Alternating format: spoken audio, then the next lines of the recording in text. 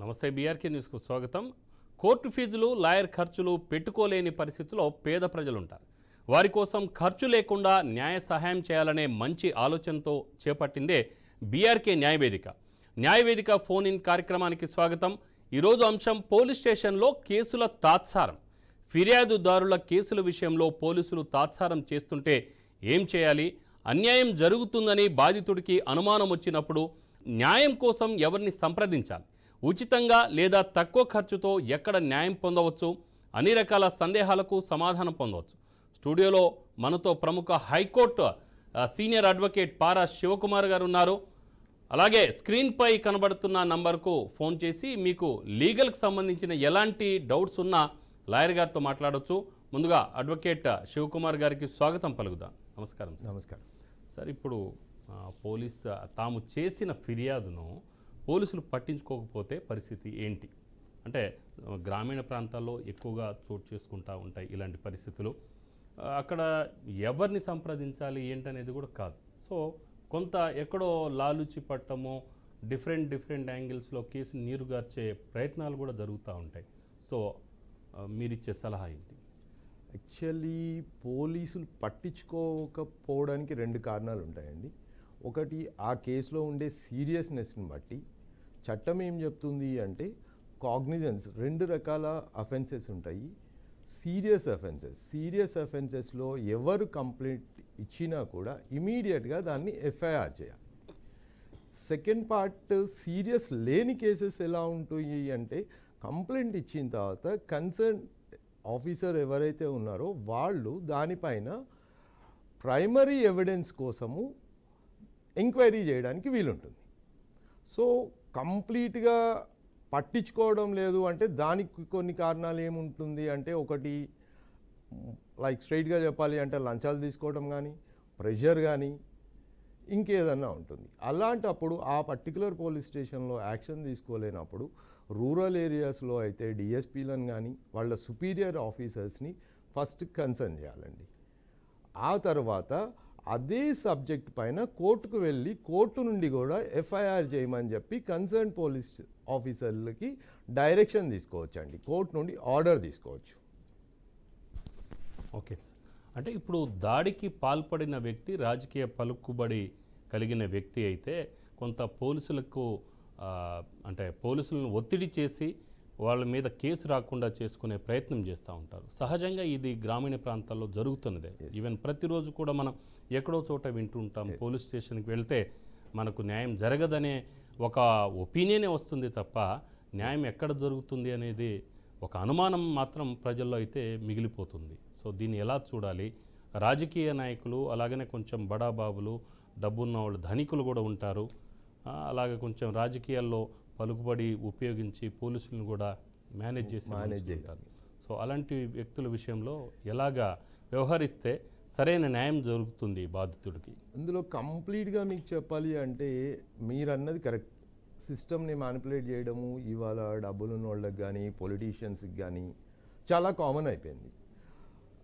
అయితే FIR registration చెయ్యనప్పుడు మీరు అన్నట్టు ఎవరి మీద దాడో జరిగి ఇన్ఫ్లుయెన్షియల్ పర్సన్ ఆ ఇన్ఫ్లుయెన్స్ యూజ్ చేస్తున్నప్పుడు ఈవెన్ డిఎస్పీ, ఎస్పీ కూడా దానిపైన యాక్షన్ తీసుకున్నప్పుడు కోర్టులో పాత యాక్ట్ ప్రకారం 200 సిఆర్పిసి కానీ 156(3) సిఆర్పిసి ప్రకారం కానీ ఒక కంప్లైంట్ ఫైల్ చేసి దాని త్రూ మీరు అదే పోలీస్ స్టేషన్కి ఒక ఆర్డర్ తీసుకోవచ్చు. ఇలా దానిపైన ఎంక్వైరీ చేయమని కానీ ఆ కేసుని ఇన్వెస్టిగేట్ చేసి ఎఫ్ఐఆర్ చేయమని కానీ ఆర్డర్ తీసుకోవచ్చు. అదే బిఎన్ఎస్ఎస్లో 199 అండి, సెక్షన్ 190 బిఎన్ఎస్ ప్రకారము, ఇవాళ ఉన్న కొత్త యాక్ట్ ప్రకారం 190 బిఎన్ఎస్ ప్రకారము ఆ రకంగా కోర్టు నుండి కంప్లైంట్ చేసి తీసుకోవచ్చు. ఇంకొక ఆప్షన్ ఏముంటుంది అంటే హ్యూమన్ రైట్స్కి వెళ్ళొచ్చు. థర్డ్ ఆప్షన్, హైకోర్టులో రిట్ ఆఫ్ మాండమస్ వేయొచ్చు. ఓకే, సో ఒక కాలర్ ఉన్నారు సార్, రామనాథన్ గారు వరంగల్ నుంచి కాల్ చేస్తున్నారు. సో రామనాథన్ గారు చెప్పండి, మీ సమస్య ఏంటి? లాయర్ గారితో మాట్లాడండి. హలో, చెప్పండి సార్. నమస్తే అండి. చెప్పండి. ఆల్రెడీ మా కూతురు బాగా హెరాస్మెంట్ చేస్తుంటే మేము ఇక్కడ హన్మకొండ పోలీస్ స్టేషన్ లో మహిళా పోలీస్ స్టేషన్ లో కంప్లైంట్ ఇచ్చామండి. ఓకే. అయితే వాళ్ళు అసలు మేము వెళ్ళినప్పుడల్లా మన తర్వాత రండి మాళ్ళేమో మీరు ప్రైవేట్ కాలేజీలో పనిచేస్తున్నారు, నాకు రావడం వీలైతే లేదు అని అంటున్నాడు అండి. ఇట్లా బాగా డిలే చేస్తున్నారు, మరి మాకు సలహా ఏంటి? అంటే ఇది మీరు యాక్చువల్లీ 498A పెట్టినట్టున్నారు. ఇది ఫ్యామిలీ మ్యాటర్ కాబట్టి ఫ్యామిలీ మ్యాటర్స్లో యాక్చువల్లీ పోలీసు వాళ్ళు అంత తొందరగా ఎఫ్ఐఆర్ చేయటము అలాంటి ఏమీ ప్రస్తుతానికైతే లేవండి. ఓన్లీ వాళ్ళు సాధ్యమైనంత వరకు కౌన్సిలింగ్ ఇచ్చి కలపడానికి చూస్తారు. ఆ తర్వాత ఎఫ్ఐఆర్ కానీ ఏదన్నా చేసి యాక్షన్ ఏం తీసుకోవాలి అనేది ఆ తర్వాత తీసుకుంటారు తప్ప ఇమీడియట్గా కంప్లైంట్ ఇవ్వగానే ఫ్యామిలీ మ్యాటర్స్లో మాత్రము యాక్షన్ తీసుకోవడం జరగదండి. అయితే మీరు కౌన్సిలింగ్ ఇచ్చారండి, ఇచ్చితే వాళ్ళు రాసిచ్చారు మాకు ఇట్లా బాగాలేదు అది కాబట్టి 5 నెలలకు ఇస్తామన్నట్టు 5 నెలలు ఇవ్వట్లేదు. మీరు కేసు పెట్టి ఎంతకాలం అవుతుందండి? ఏప్రిల్లో చేసిన 4 నెలల్లో. 4 నెలల క్రితం కేసు పెట్టారు అంతేనా? కౌన్సిలింగ్ ఇచ్చారండి, కౌన్సిలింగ్ ఇచ్చి వాళ్ళు అతను నేను తీసుకుపోను అంటే వాళ్ళు చివరికి ఒప్పించి 5,000 ఇవ్వాలి అని మా ఇంట్లో 2 రోజులు ఉంచాలి అని చెప్పి రాసిచ్చారు. కానీ ఆ 5,000 కూడా ఇవ్వట్లేదు. వాళ్ళు అడుగుతారేమో ఫోన్ చేసి రమ్మంటే నాకు ప్రైవేట్ కాలేజ్ పనిచేస్తాను, నాకు వీలు తెలియదు అంటున్నారు, రావట్లేదు ఆయన. ఏం చేయాలి? మీరు ఏదైతే చెప్తున్నారో అసలు పోలీస్ వాళ్ళు ఆ 5,000 ఇచ్చే అధికారం చట్టం ప్రకారము ఆ 5,000 ఇప్పించే అధికారం అయితే పోలీసు వాళ్ళకి లేదండి. కానీ మీరు దాని కొరకు కోర్టుకు వెళ్ళి మెయింటెనెన్స్ కేసు వేసుకోవచ్చు. పోలీసు వాళ్ళ దగ్గర ఇంకోటి పోలీస్ స్టేషన్లో వాళ్ళు కలపడం కానీ లేకపోతే విడిపోమ్మని చెప్పడం కానీ వాళ్ళు ఎలాంటి ఆర్డర్ రూపంలో ఏమీ చెప్పలేరండి. ఇదంతా చేయగలిగింది ఓన్లీ కోర్టులే అండి. ఓకే అండి. సో మరొక కాలర్ ఉన్నారు సార్, భీమనారాయణ గారు పొద్దుటూరు నుంచి, కడప జిల్లా పొద్దుటూరు నుంచి. భీమనారాయణ గారు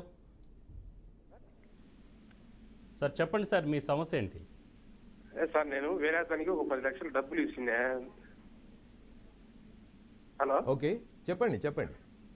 ఆ డబ్బులు అతను లాయర్ గారు ఏం చెప్పారంటే నాకు 3 నెలలు 3.5 నెలల కల్లా నేను డబ్బులు నేను చూపిస్తాయి అంటే నేను మళ్ళా లాయర్ కింద ఫీజు చెల్లించుకున్నా. ఇప్పుడు దగ్గర 11 నెలలు అవుతుంది సార్. చెప్పండి. ఇప్పుడు ఏం దాని గురించి ఏం చర్చ అయితే జరగలేదు సార్. ఇంకా ఇప్పుడు మీరు ఇంటి మీద ఇల్లు అమ్ముకొని పోయాడు సార్, ఇంటి మీద అటాచ్మెంట్ చేసాము. ఓకే. అదే సార్ దాని పరిష్కారం ఏమి ఎట్లా అని సార్ అది? ఇప్పుడు ఆల్రెడీ మీరు కోర్టులో కేసు అయితే వేశారు. వేసాం. ఇంటి మీద అతను అమ్ముకొని పోయినాడు, ఇంటి మీద కేసు అటాచ్మెంట్ వేసినాం లాయర్ని పెట్టుకొని. మీరు తను అమ్ముకొని పోయిన తర్వాత మీకు ఇంటి మీదకి వెళ్ళడానికి ఎలాంటి అధికారము లేదు కదండి. తనకే హక్కు లేదు ఆ ఇంటి పైన. తనకే హక్కు లేనప్పుడు మీరు ఆ ఇంటి మీదకి వెళ్ళి వేసినా కూడా అది లాభం లేదు. కానీ మీరు ఆ 10 లక్షలు ఇచ్చేటప్పుడు ఏమైనా ప్రామిసరీ నోట్లు కానీ ఏమైనా తీసుకున్నారా? బాండ్లు ఉన్నాయి సార్, బాండ్లు పెట్టి ఉన్నాయి సార్.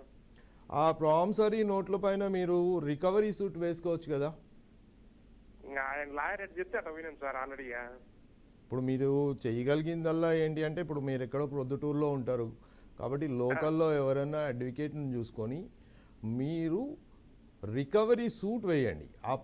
ఏదైతే మీరు ప్రాపర్టీ మీద అటాచ్మెంట్కి వెళ్ళారో అతనికి ఆ ప్రాపర్టీ మీద హక్కు లేకుండా ముందే అమ్ముకున్న తర్వాత మీరు అనవసరంగా మీ డబ్బులు కోర్టుకి ఫీజులు కట్టి వేస్ట్ చేయడం తప్ప దాంతో లాభం అయితే ఏం లేదండి.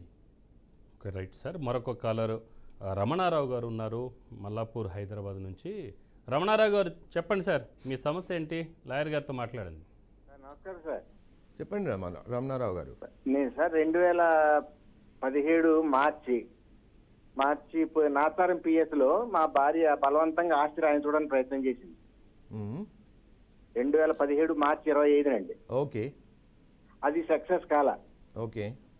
2017 సేమ్ అదే సంవత్సరం జూన్ 28 నా మీద 498 కేసు పెట్టింది సార్. ఓకే.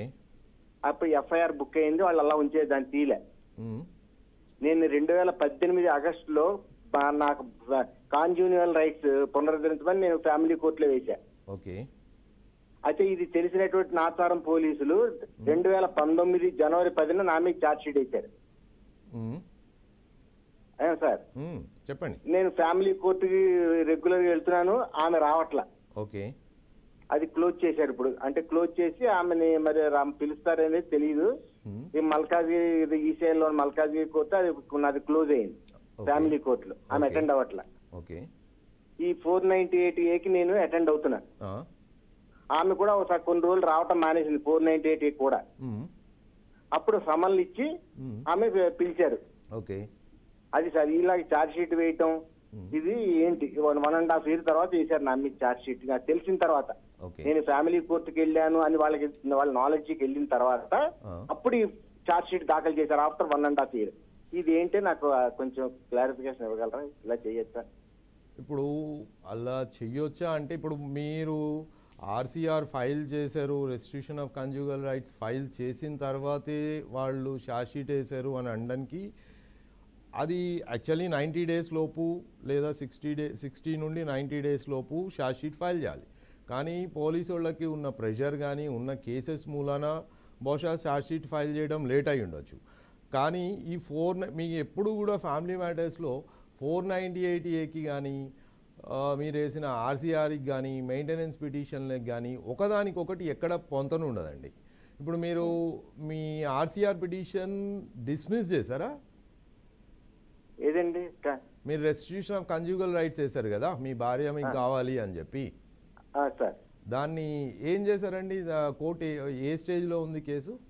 అంటే అది వాళ్ళు ఏం చేశారంటే నాది క్లోజ్ చేశారు అనమాట. హీరింగ్ నాది క్లోజ్ చేశారు.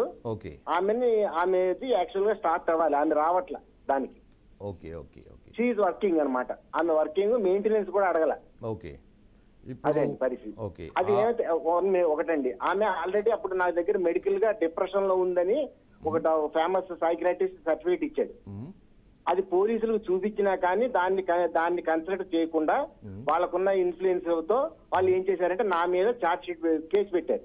నేను చెబుతున్నా కేసు పెట్టకండి, ఆమెకి హెల్త్ ఇష్యూ ఉంది, she's working and mentally family పరంగా జాబ్ పరంగా ఓకే, ఫ్యామిలీ పరంగా ఆమె హెల్త్ బాగోలేదు, మీరు కేసు పెట్టదు దయించి. నేను 58 ఏళ్ళు ఇది మేము కౌన్సిలింగ్ ఉంది బెంగళూరులో నీమ్యాన్స్కి వెళ్ళమని చెప్పి డాక్టర్ రాశాడు. కానీ వాళ్ళు ఇలా చేయకుండా మీరు కేసు పెట్టారు, నాది కన్సిడర్ చేయకుండా నా మాట పట్టించుకోకుండా నా మీద కేసు పెట్టేశారు. FIR 498A. ఓకే. అది నా దగ్గర ఉంది మెడికల్ సర్టిఫికేట్. ఓకే. నేను పెట్టి అలా పెట్టి ఉంచి ఎప్పుడైతే నేను ఫ్యామిలీ కోర్టుకి వెళ్ళానో 2018లో అది తెలుసుకుని నన్ను ప్రెషర్ చేశారు నోటీస్ తీసుకోమని ఫోన్ చేయటం. అంటే నేను ఆల్రెడీ కోర్టు పరిధిలోకి వెళ్ళిపోయాను కాబట్టి నేను తీసుకోనని చెప్పి అలాగే నేను రిఫ్యూజ్ చేశాను. కానీ బలవంతంగా జనవరి 10వ తారీఖున కానిస్టేబుల్ కి SI గారి ఇంటికి వచ్చి నన్ను పోలీస్ స్టేషన్ తీసుకెళ్లి నాకు 41A నోటీస్ ఇచ్చాడు. ఇది సార్ పొజిషన్. ఇప్పుడు కోర్టు పరిధిలోకి వెళ్ళింది, నేను సమన్స్ తీసుకోను అని అంటాం, మీది ఫస్ట్ తప్పు. తీసుకుంటాను లేదు సార్, నేను కోర్టు పరిధిలోకి వెళ్ళాను అన్నాను అంతే. ఇప్పుడు కోర్టు మీరే చెప్పారు నేను రిఫ్యూజ్ చేశాను అని చెప్పి. అంటే ఒక్క నిమిషం వినండి. మీరు రిఫ్యూజ్ చేసినప్పుడు మిమ్మల్ని అరెస్ట్ చేసి నిజం చెప్పాలి అంటే పోలీసు వాళ్ళు మీ మీద కాస్త దయదాలు చేసినట్టున్నారు. దే కెన్ అరెస్ట్, మిమ్మల్ని అరెస్ట్ చేయొచ్చు. రిఫ్యూజ్ చేసినందుకు మిమ్మల్ని అరెస్ట్ చేయొచ్చు, అరెస్ట్ చేసి రిమాండ్కి కూడా పంపవచ్చు. కానీ పంపకుండా అది ఫ్యామిలీ మ్యాటర్ కాబట్టి జస్ట్ మీకు ఇంకా టైం ఇచ్చి 498Aలో ఛార్జ్ షీట్ ఫైల్ చేశారు. ఇప్పుడు ఫ్యామిలీ మ్యాటర్లో మీకు చెప్తున్నాను కదా, ఏదైనా ఫ్యామిలీ ఇష్యూ వచ్చినప్పుడు ఆ కేసుల్లో 498కి మిగిలిన ఫ్యామిలీ కోర్టులో నడిచే కేసులకి ఎలాంటి సంబంధము ఉండదు. మీరు చెప్పినట్టు ఏదైతే మీ దగ్గర ఉన్న మెడికల్ రిపోర్ట్ ఉందో అది మీకు ఫుల్ ప్లెడ్జ్డ్గా డిఫెన్స్ ఎవిడెన్స్ కింద మీరు 498A నుండి బయటపడడానికి 100%గా యూజ్ అవుతుంది. దాన్ని కరెక్ట్గా వాడండి. ఓకే. సో చాలా కాలర్స్ ఉన్నారు, వెయిటింగ్లో ఉన్నారు. సో కాబట్టి వాళ్ళకి ఎక్కువగా మనం టైం కేటాయించలేని పరిస్థితి వస్తుంది. రామనాథం గారు చెప్పండి. విజయవాడ నుంచి. అవునండి సార్ చెప్పండి సార్, మీ సమస్య ఏంటి? లాయర్ గారితో మాట్లాడండి. ఇప్పుడు వెళ్ళిపోయి దగ్గర 3 సంవత్సరాలు అయిందండి. రమ్మంటే రావట్లేదు. పోలీస్ స్టేషన్కి వెళ్తే ఆమె ఒక రానంటుంది కదా, ఇక ఎందుకు నేను వదిలేస్తున్నా అంటుంది, ఆమె రానంటుంది అని ఊరుకుంటుందండి. అదండి విషయం. ఓకే, ఇప్పుడు ఈ భార్య రాదు అని అన్నప్పుడు మీరు రాను అని పోలీస్ స్టేషన్లో చెప్పినప్పుడు మీరు చేయగలిగిందల్లా ఉన్నాయి ఒకటండి. ఒకటి డైవర్స్ లేదా రెస్ట్రిక్షన్ ఆఫ్ కన్జ్యూగల్ రైట్స్, అంటే నా భార్య నాకు కావాలి అని చెప్పి మీరు కోర్టులో దావా వేయడం కానీ, లేని పక్షంలో విడాకులు ఇచ్చి విడాకులకి దావా వేయడం కానీ, ఇవి రెండూ తప్ప వేరేది చేయగలిగిందంటూ ఏమీ లేదండి.